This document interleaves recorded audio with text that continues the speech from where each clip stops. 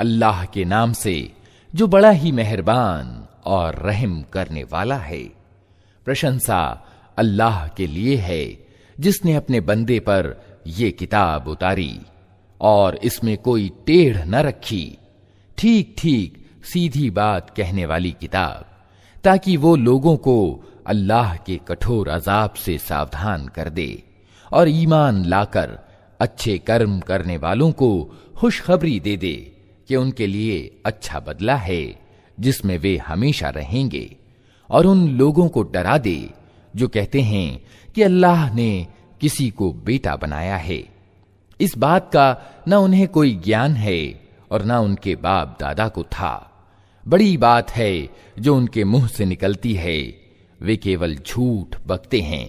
तो ऐ नबी, शायद तुम इनके पीछे गम के मारे अपनी जान खो देने वाले हो अगर ये उस शिक्षा पर ईमान न लाए। वाकया ये है कि ये जो कुछ सरो सामान भी जमीन पर है, इसको हमने जमीन की शोभा बनाया है ताकि इन लोगों को आजमाएं कि इनमें कौन अच्छा कर्म करने वाला है। आखिरकार इस सब को हम एक चटियल मैदान बना देने वाले हैं। क्या तुम समझते हो कि गुफा और शिलालेख वाले हमारी कोई बड़ी अनोखी निशानियों में से थे?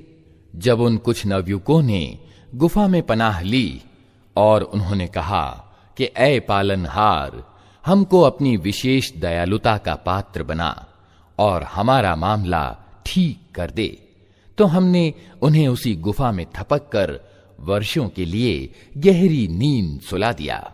फिर हमने उन्हें उठाया ताकि देखें उनके दो गिरोहों में से कौन अपनी ठहरने की अवधि की ठीक गणना करता है। हम उनकी वास्तविक कहानी तुम्हें सुनाते हैं। वे कुछ नवयुवक थे जो अपने रब पर ईमान लाए थे और हमने उन्हें मार्गदर्शन की दृष्टि से उन्नति प्रदान की थी। हमने उनके दिल उस समय मजबूत कर दिए जब वे उठे और उन्होंने ये घोषणा कर दी कि हमारा रब तो बस वही है जो आसमानों और जमीन का रब है। हम उसे छोड़कर किसी दूसरे पूज्य को न पुकारेंगे। अगर हम ऐसा करें तो बिल्कुल अनुचित बात करेंगे। फिर उन्होंने आपस में एक दूसरे से कहा, ये हमारी कौम तो जगत के स्वामी को छोड़कर दूसरे ईश बना बैठी है। ये लोग उनके पूज्य होने पर कोई स्पष्ट प्रमाण क्यों नहीं लाते? आखिर उस व्यक्ति से बड़ा जालिम कौन हो सकता है जो अल्लाह पर झूठ बांधे। अब जबकि तुम उनसे और अल्लाह के अतिरिक्त उनके इष्ट पूज्यों से संबंध काट चुके हो, तो चलो अब अमुक गुफा में चलकर पनाह लो। तुम्हारा रब तुम पर अपनी दयालुता का दामन फैलाएगा और तुम्हारे काम के लिए साधन जुटा देगा। तुम उन्हें गुफा में देखते तो तुम्हें यूं दिखाई देता कि सूरज जब निकलता है तो उनकी गुफा को छोड़कर दाहिनी ओर चढ़ जाता है और जब डूबता है तो उनसे बचकर बाईं ओर उतर जाता है। और वे हैं कि गुफा के भीतर एक विस्तृत स्थान में पड़े हैं। ये अल्लाह की निशानियों में से एक है। जिसको अल्लाह मार्ग दिखाए वही मार्ग पाने वाला है, और जिसे अल्लाह भटका दे उसके लिए तुम कोई मार्गदर्शक अभिभावक नहीं पा सकते। तुम उन्हें देखकर ये समझते हो कि वे जाग रहे हैं, हालांकि वे सो रहे थे। हम उन्हें दाएं बाएं करवट दिलवाते रहते थे और उनका कुत्ता गुफा के दहाने पर हाथ फैलाए बैठा था। अगर तुम कहीं झांक कर उन्हें देखते तो उल्टे पांव भाग खड़े होते और तुम उनको देखकर भयभीत हो जाते। और इसी अनोखे चमत्कार से हमने उन्हें उठा बिठाया ताकि तनिक आपस में पूछ गछ करें। उनमें से एक ने पूछा, कहो कितनी देर इस हाल में रहे? दूसरों ने कहा, शायद दिन भर या उससे कुछ कम रहे होंगे। फिर वे बोले, अल्लाह ही बेहतर जानता है कि हमारा कितना समय इस हालत में बीता। चलो अब अपने में से किसी को चांदी का ये सिक्का देकर शहर भेजें और वो देखे कि सबसे अच्छा भोजन कहाँ मिलता है। वहां से वो कुछ खाने के लिए लाए और चाहिए कि जरा होशियारी से काम करे। ऐसा न हो कि वो किसी को हमारे यहां पर होने की सूचना दे बैठे। अगर कहीं उन लोगों का हाथ हम पर पड़ गया तो बस पथराव करके मार ही डालेंगे या फिर जबरदस्ती हमें अपने पंथ में वापस ले जाएंगे, और ऐसा हुआ तो हम कभी सफल न हो सकेंगे। इस तरह हमने शहर वालों को उनके हाल की खबर कर दी ताकि लोग जान लें कि अल्लाह का वादा सच्चा है और ये कि क़यामत की घड़ी बेशक आकर रहेगी। मगर जरा सोचो कि जब सोचने की असल बात ये थी, उस समय वे आपस में इस बात पर झगड़ रहे थे कि इन गुफा वालों के साथ क्या किया जाए। कुछ लोगों ने कहा, इन पर एक दीवार चुन दो, इनका रब ही इनके मामले को बेहतर जानता है। मगर जो लोग उनके मामलों पर प्रभावी थे, उन्होंने कहा, हम तो इन पर एक उपासना गृह बनाएंगे। कुछ लोग कहेंगे कि वे 3 थे और चौथा उनका कुत्ता था, और कुछ दूसरे कह देंगे कि 5 थे और छठा उनका कुत्ता था। ये सब बेतुकी हाँकते हैं। कुछ और लोग कहते हैं कि 7 थे और 8वां उनका कुत्ता था। कहो, मेरा रब ही बेहतर जानता है कि वे कितने थे। कम ही लोग उनकी तादाद ठीक जानते हैं। अतः सरसरी बात से बढ़कर उनकी तादाद के मामले में लोगों से वाद विवाद न करो और न उनके संबंध में किसी से कुछ पूछो। और देखो, किसी चीज के बारे में कभी ये न कहा करो कि मैं कल ये काम कर दूंगा। तुम कुछ नहीं कर सकते सिवाय इसके कि अल्लाह चाहे। अगर भूले से ऐसी बात मुंह से निकल जाए तो तुरंत अपने रब को याद करो और कहो, उम्मीद है कि मेरा रब इस मामले में सच्चाई से निकटतम बात की ओर मेरा मार्गदर्शन करेगा। और वे अपनी गुफा में 300 वर्ष रहे, और कुछ लोग अवधि की गणना में 9 वर्ष और बढ़ गए हैं। तुम कहो, अल्लाह उनके ठहरने की अवधि ज्यादा जानता है। आसमानों और जमीन की सब छिपी बातें उसी को मालूम है। क्या खूब है वो देखने वाला और सुनने वाला। जमीन और आसमान के सृष्ट प्राणी आदि की कोई खबर लेने वाला उसके सिवा नहीं, और वो अपनी सत्ता में किसी को साझीदार नहीं बनाता। ऐ नबी, तुम्हारे रब की किताब में से जो कुछ तुम पर प्रकाशना की गई है उसे ज्यों का त्यों सुना दो। कोई उसके फरमानों को बदल देने का अधिकारी नहीं है, और अगर तुम किसी के लिए उसमें परिवर्तन करोगे तो उससे बचकर भागने के लिए कोई पनाह का ठिकाना न पाओगे। और अपने दिल को उन लोगों के साथ रहने पर संतुष्ट करो जो अपने रब की प्रसन्नता के इच्छुक बनकर सुबह और शाम उसे पुकारते हैं, और उनसे हरगिज निगाह न फेरो। क्या तुम दुनिया की शोभा को पसंद करते हो? किसी ऐसे व्यक्ति का आज्ञा पालन न करो जिसके दिल को हमने अपनी याद से गाफिल कर दिया है, और जो अपनी इच्छा पर चलने और मनमानी करने में लग गया है, और जिसका कार्यकलाप असंतुलित है। स्पष्ट कह दो कि ये सत्य है तुम्हारे रब की ओर से। अब जिसका जी चाहे मान ले और जिसका जी चाहे इनकार कर दे। हमने इनकार करने वाले जालिमों के लिए एक आग तैयार कर रखी है जिसकी लपटें उन्हें घेरे में ले चुकी हैं। वहां अगर वे पानी मांगेंगे तो ऐसे पानी से उनका सत्कार किया जाएगा जो तेल की तलछट जैसा होगा, और उनका मुंह भून डालेगा। बहुत ही बुरा पेय और बहुत बुरा विश्राम स्थल। रहे वे लोग जो मान लें और अच्छे काम करें, तो यकीनन हम सत्कर्मी लोगों का बदला अकारथ नहीं किया करते। उनके लिए सदाबहार जन्नतें हैं जिनके नीचे नहरें बह रही होंगी। वहां वे सोने के कंगनों से आभूषित किए जाएंगे। बारीक और गाढ़े रेशमी हरित कपड़े पहनेंगे और ऊंची मसनदों पर तकिए लगाकर बैठेंगे। बहुत ही अच्छा बदला और उच्च श्रेणी का ठहरने का स्थान। ऐ नबी, इनके सामने एक मिसाल पेश करो। 2 व्यक्ति थे, उनमें से एक को हमने अंगूर के 2 बाग दिए और उनके चारों ओर खजूर के पेड़ों की बाड़ लगाई और उनके बीच खेती की जमीन रखी। दोनों बाग खूब फले फूले और फलित होने में उन्होंने तनिक सी कमी भी न छोड़ी। उन बागों के अंदर हमने एक नहर प्रवाहित कर दी और उसे खूब लाभ प्राप्त हुआ।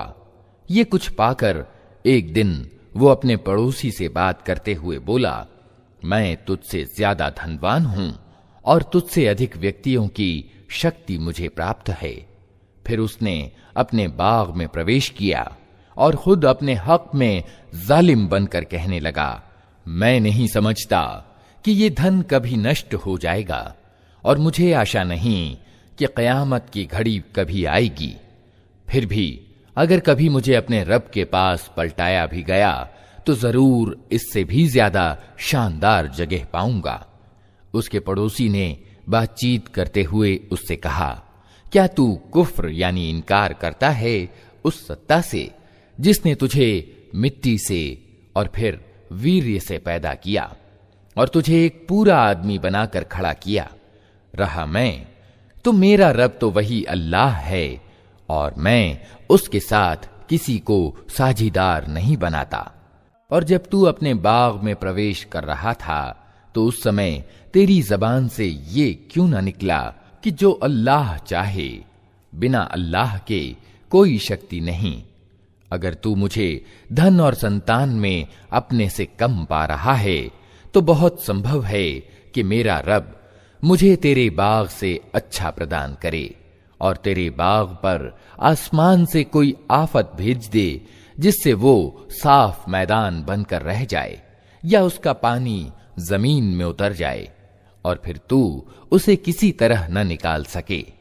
आखिरकार हुआ ये कि उसका सारा फल नष्ट हो गया और वो अपने अंगूरों के बाग को टट्टियों पर उल्टा पड़ा देखकर अपनी लगाई हुई लागत पर हाथ मलता रह गया और कहने लगा कि क्या ही अच्छा होता मैंने अपने रब के साथ किसी को साझी न ठहराया होता।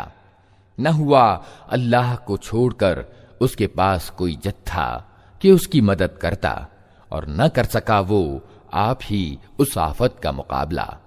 उस समय मालूम हुआ कि काम बनाने का सारा अधिकार परम सत्य अल्लाह ही के लिए है।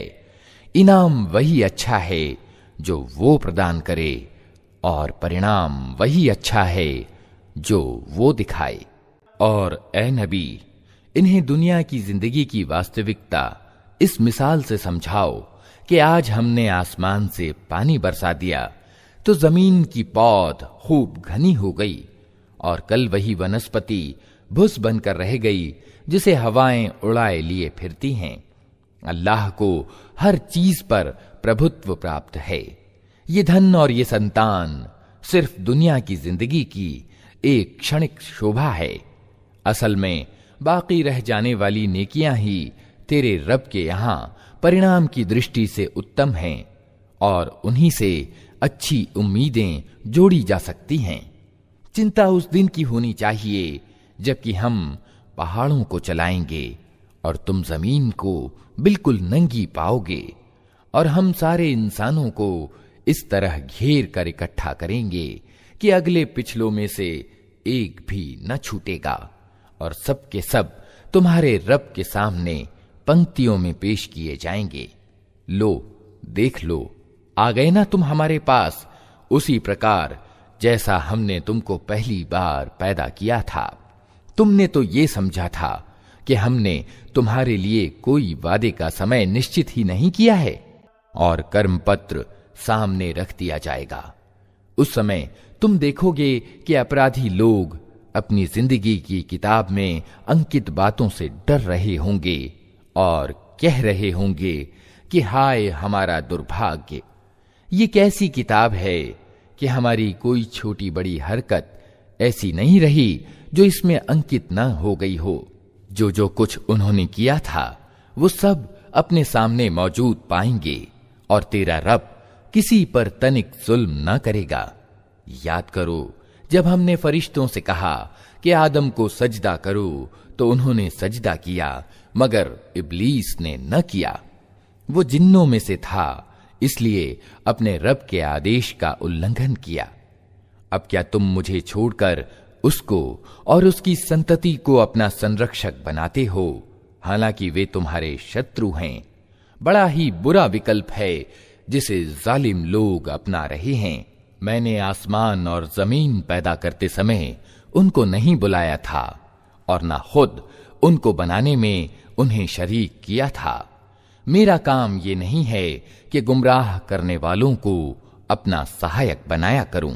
फिर क्या करेंगे ये लोग उस दिन जबकि इनका रब इनसे कहेगा कि पुकारो अब उन हस्तियों को जिन्हें तुम मेरा साझीदार समझ बैठे थे। ये उनको पुकारेंगे मगर वे इनकी सहायता को न आएंगे और हम इनके बीच एक ही विनाश का सामूहिक गढ़ा तैयार कर देंगे। सारे अपराधी उस दिन आग देखेंगे और समझ लेंगे कि अब उन्हें उसमें गिरना है और वे उससे बचने के लिए कोई पनाह का ठिकाना न पाएंगे। हमने इस कुरान में लोगों को तरह तरह से समझाया, मगर इंसान बड़ा ही झगड़ालू सिद्ध हुआ है। उनके सामने जब मार्गदर्शन आया तो उसे मानने और अपने रब के सामने माफी चाहने से आखिर उनको किस चीज ने रोक दिया?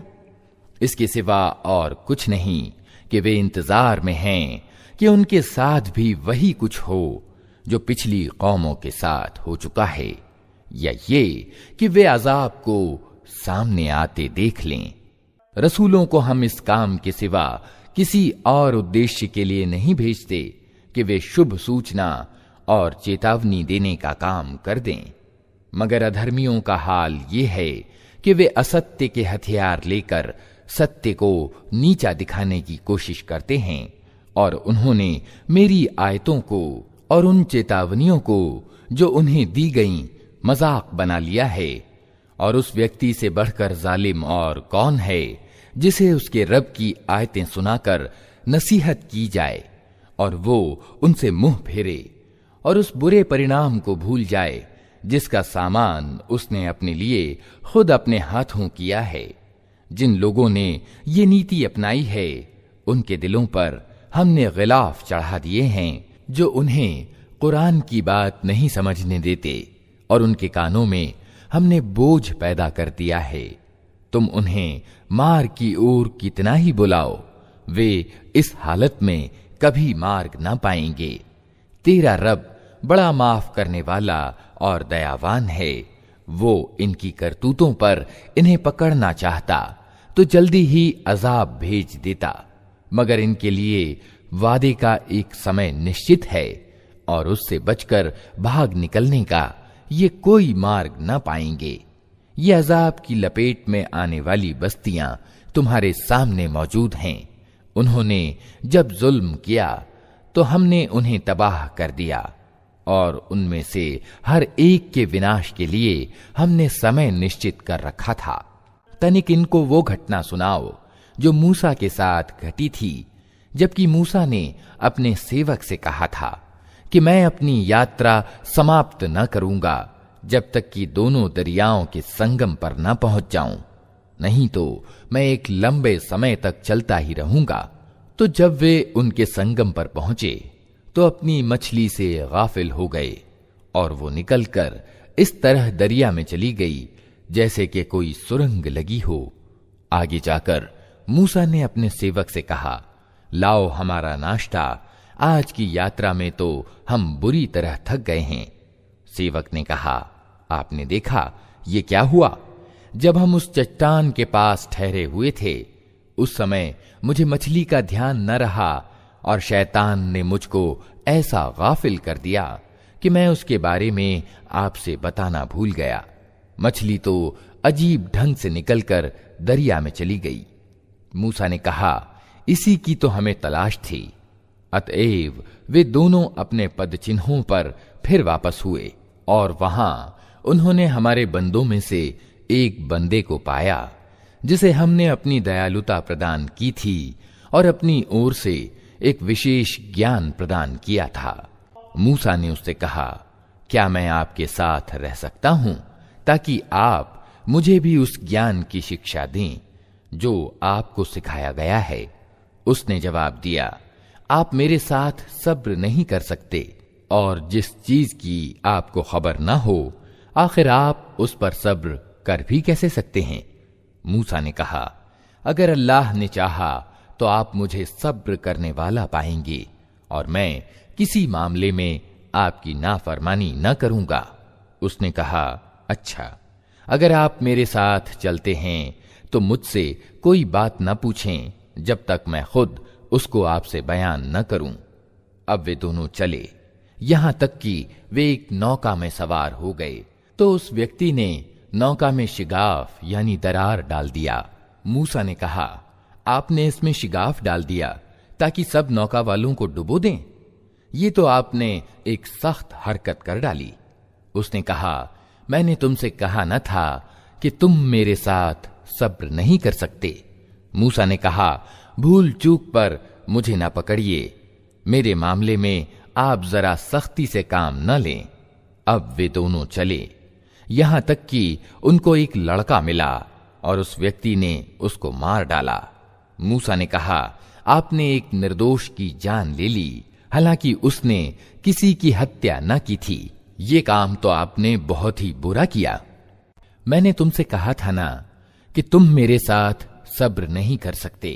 मूसा ने कहा, इसके बाद अगर मैं आपसे कुछ पूछूं तो आप मुझे साथ न रखें। लीजिए, अब तो मेरी ओर से आपको उज्र मिल गया। फिर वे आगे चले, यहां तक कि एक बस्ती में पहुंचे और वहां के लोगों से खाना मांगा, मगर उन्होंने उन दोनों की मेहमान नवाजी से इनकार कर दिया। वहां उन्होंने एक दीवार देखी जो गिरने ही वाली थी। उस व्यक्ति ने उस दीवार को फिर सीधी खड़ी कर दिया। मूसा ने कहा, अगर आप चाहते तो इस काम की मजदूरी ले सकते थे। उसने कहा, बस मेरा तुम्हारा साथ खत्म हुआ। अब मैं तुम्हें उन बातों की वास्तविकता बताता हूं जिन पर तुम सब्र से काम न ले सके। उस नौका का मामला ये है कि वो कुछ निर्धन आदमियों की थी जो दरिया में मेहनत मजदूरी करते थे। मैंने चाहा कि उसे ऐबदार कर दूं, क्योंकि आगे एक ऐसे बादशाह का इलाका था जो हर नौका को जबरदस्ती छीन लेता था। रहा वो लड़का तो उसके माँ बाप ईमान वाले थे। हमें खटका हुआ कि ये लड़का अपनी सरकशी और कुफ्र से उनको तंग करेगा, इसलिए हमने चाहा कि उनका रब उसके बदले उनको ऐसी संतान दे जो आचरण में भी उससे अच्छी हो और जिससे नाते रिश्ते का हक अदा करने की भी ज्यादा उम्मीद हो। और इस दीवार का मामला ये है कि ये दो अनाथ लड़कों की है जो इस शहर में रहते हैं। इस दीवार के नीचे इन बच्चों के लिए एक खजाना गड़ा है और इनका बाप एक नेक आदमी था, इसलिए तुम्हारे रब ने चाहा कि ये दोनों बच्चे बालिग हों और अपना खजाना निकाल लें। ये तुम्हारे रब की दयालुता के आधार पर किया गया है। मैंने कुछ अपने अधिकार से नहीं कर दिया है। ये है वास्तविकता उन बातों की जिन पर तुम सब्र से काम न ले सके। और ए नबी, ये लोग तुमसे जुल्करनैन के बारे में पूछते हैं। इनसे कहो, मैं उसका कुछ हाल तुमको सुनाता हूं। हमने उसको जमीन में प्रभुत्व प्रदान कर रखा था और उसे हर तरह के साधन दिए थे। उसने पहले पश्चिम की ओर एक मुहिम की तैयारी की, यहां तक कि जब वो सूर्यास्त की सीमा तक पहुंचा तो उसने सूरज को एक काले पानी में डूबते देखा और वहां उसे एक कौम मिली। हमने कहा, ए जुल्करनैन, तुझे ये सामर्थ्य भी प्राप्त है कि उनको तकलीफ पहुंचाए और ये भी कि उनके साथ अच्छी नीति अपनाए। उसने कहा, जो उनमें से जुल्म करेगा उसे हम सजा देंगे, फिर वो अपने रब की ओर पलटाया जाएगा और वो उसे और ज्यादा भारी अजाब देगा। और जो उनमें से ईमान लाएगा और अच्छा कर्म करेगा उसके लिए अच्छा बदला है और हम उसको नर्म आदेश देंगे। फिर उसने एक दूसरी मुहिम की तैयारी की, यहां तक कि सूर्योदय की सीमा तक जा पहुंचा। वहां उसने देखा कि सूरज एक ऐसी कौम पर उदय हो रहा है जिनके लिए धूप से बचने की कोई व्यवस्था हमने नहीं की है। ये हाल था उनका, और जुल्करनैन के पास जो कुछ था उसे हम जानते थे। फिर उसने एक और मुहिम का आयोजन किया, यहां तक कि जब दो पहाड़ों के बीच पहुंचा तो उसे उनके पास एक कौम मिली जो मुश्किल ही से कोई बात समझती थी। उन लोगों ने कहा, ऐ जुल्करनैन, याजूज और माजूज इस भूभाग में फसाद फैलाते हैं, तो क्या हम तुझे कोई टैक्स इस काम के लिए दें कि तू हमारे और उनके बीच एक बंद बना दे। उसने कहा, जो कुछ मेरे रब ने मुझे दे रखा है वो बहुत है, तुम बस मेहनत से मेरी मदद करो, मैं तुम्हारे और उनके बीच बंद बनाए देता हूं। मुझे लोहे की चादरें ला दो। आखिर जब दोनों पहाड़ों के बीच के खाली स्थान को उसने पाट दिया तो लोगों से कहा कि अब आग दहकाओ। यहां तक कि जब ये लोहे की दीवार बिल्कुल आग की तरह लाल कर दी तो उसने कहा, लाओ, अब मैं इस पर पिघला हुआ तांबा उड़ेलूंगा। ये बंद ऐसा था कि याजूज और माजूज इस पर चढ़कर भी नहीं आ सकते थे, और इसमें नकब यानी सेंध लगाना उनके लिए और भी कठिन था। जुल्करनैन ने कहा, ये मेरे रब की दयालुता है, मगर जब मेरे रब के वादे का समय आएगा तो वो इसको उठाकर बराबर कर देगा, और मेरे रब का वादा सच्चा है। और उस दिन हम लोगों को छोड़ देंगे कि समुद्र की लहरों की तरह एक दूसरे से गुत्थम गुत्था हों, और नरसिंघा यानी सूर फूंका जाएगा, और हम सब इंसानों को एक साथ इकट्ठा करेंगे। और वो दिन होगा जब हम जहन्नम को इनकार करने वालों के सामने लाएंगे, उन इनकार करने वालों के सामने जो मेरी नसीहत की ओर से अंधे बने हुए थे और कुछ सुनने के लिए तैयार ही न थे। तो क्या ये लोग जिन्होंने इनकार किया है ये समझते हैं कि मुझे छोड़कर मेरे बंदों को अपना कार्य साधक बना लें? हमने ऐसे अधर्मियों की मेहमानी के लिए जहन्नम तैयार कर रखी है। ए नबी, उनसे कहो, क्या हम तुम्हें बताएं कि अपने कर्मों में सबसे ज्यादा असफल और अप्राप्त लोग कौन हैं? वे कि दुनिया की जिंदगी में जिनकी सारी कोशिश सीधे मार्ग से भटकी रही और वे समझते रहे कि वे सब कुछ ठीक कर रहे हैं।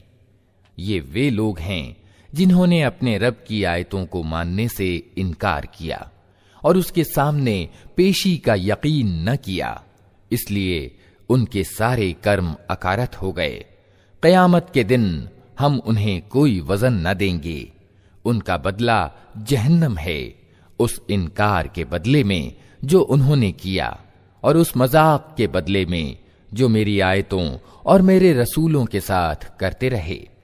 अलबत्ता वे लोग जो ईमान लाए और जिन्होंने अच्छे कर्म किए, उनके आतिथ्य के लिए फिरदौस के बाग होंगे जिनमें वे हमेशा रहेंगे और कभी उस जगह से निकलकर कहीं जाने को उनका जी न चाहेगा। ए नबी, कहो कि अगर समुद्र मेरे रब की बातें लिखने के लिए रोशनाई बन जाए तो वो खत्म हो जाए, मगर मेरे रब की बातें खत्म न हों, बल्कि अगर उतनी ही रोशनाई हम और ले आएं तो वो भी काफी ना हो सके। ए नबी, कहो कि मैं तो एक मनुष्य हूं तुम ही जैसा, मेरी ओर प्रकाशना की जाती है कि तुम्हारा इलाह यानी पूज्य प्रभु बस एक ही इलाह है।